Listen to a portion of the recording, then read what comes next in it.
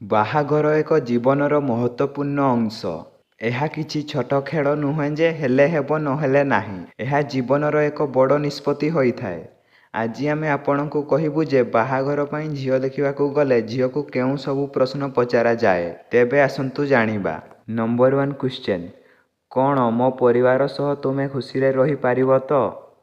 ଏହାପରେ ଝିଅ କ'ଣ କହୁଛି ତାହା ଶୁଣନ୍ତୁ। ସିଏ ଯଦି ରହିବାକୁ ଚାହୁଁନି ତେବେ କ'ଣ ପାଇଁ ରହିବାକୁ ଚାହୁଁନି ଏବଂ ଯଦି ରହିବାକୁ ଚାହୁଁଛି ତେବେ ଖୁସିରେ ରହିବ କି ନାହିଁ ଇତ୍ୟାଦି ଜାଣିବାକୁ ଚେଷ୍ଟା କରନ୍ତୁ। କରିବା ପାଇଁ ଇଚ୍ଛା ରଖୁଛ?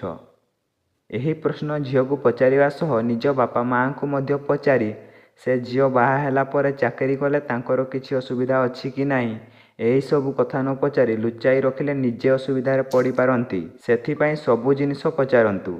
ଏହାପରେ ଆପଣ ବାହା ହେବେ କି ନାହିଁ ନିଷ୍ପତ୍ତି ନେବେ। Question number 3। ତୁମର ସ୍ୱପ୍ନ କ'ଣ ଅଛି? ପ୍ରକୃତରେ ଝିଅଙ୍କର ବହୁତ କିଛି ସ୍ୱପ୍ନ ଥାଏ। ଯଦି ସେମାନେ ଯାହା ଚାହୁଁଛନ୍ତି ଆପଣଙ୍କ ଘରେ ତାକୁ ମିଳିନଥାଏ, ଅର୍ଥାତ୍ ଯେପରିକି କିଛି କାମ କରିବାକୁ ଚାହୁଁଛନ୍ତି, ଆଗକୁ ବଢ଼ିବାକୁ ଚାହୁଁଛନ୍ତି, କିନ୍ତୁ ଆପଣଙ୍କ ଘର ଲୋକ ତାହା କରାଇଦେବେ ନାହିଁ, ତେବେ ସେ କେବେ ମଧ୍ୟ ଖୁସିରେ ରହିବେନି ଏବଂ ଫଳରେ ଝଗଡ଼ା ହେବ।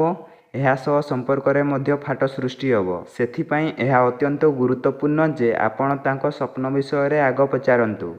ଏହାପରେ ଏହି ବିଷୟରେ ନିଜ ବାପା ମାଆଙ୍କ ସହ କଥା ହୁଅନ୍ତୁ।